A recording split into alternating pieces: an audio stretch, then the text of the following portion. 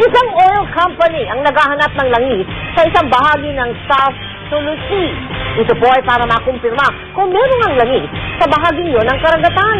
Nakatutok si Rafi Sima. Ito ang West Aquarius drilling rig na nasa kalagitnaan ng South Sulu Sea, isa sa pinakabagong oil exploration drilling platform sa mundo. Ilang buwan na rin ito nagsasagawa ng drilling operation sa tinuguriang Dabacan 1 well, 60 kilometro mula sa Mapon Island sa Tawi-Tawi. Ang higanting oil company na ExxonMobil ang nagkomisyon sa drilling operation, kasama ang Production Philippines BV at Mitra Energy. $100 milyong ang gasto sa naturang proyekto na nagtala na ng record bilang pinakamalalim na drilled well sa bansa. Nitong linggo, binisita ni Energy Secretary Angelo Reyes ang drilling platform. Pagmamalaki ng kalihim, kapag nagtagumpay ang operasyong ito, hindi na tayo magdidepende sa mahal na imported oil. Pag meron tayong sarili, unang-una, we will not be importing anymore. And so that's less dollar drain on the country, no? Base sa inisyal na pag-aaral, milyong-milyong bariles ang posibleng nasa ilalim ng karagatan ng Sulu. Pero wala pa itong katiyakan hanggat hindi ito naaabot ng mga drill pipes.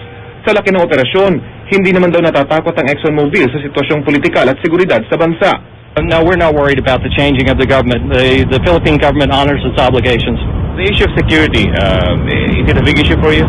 Well, we take, obviously anywhere in the world we operate, we take every precaution. Here we've had excellent cooperation from the Philippine government. You can see the Navy ship out here patrolling us. Galing ng Indonesia ang drill rig, kaya naman karamihan sa mga tao nito ay mga Indonesian. Sa pag-ikot ni Secretary Reyes, nakilala niya ang isa sa may pinakamataas na katungkulan sa drill rig na isang Pilipino.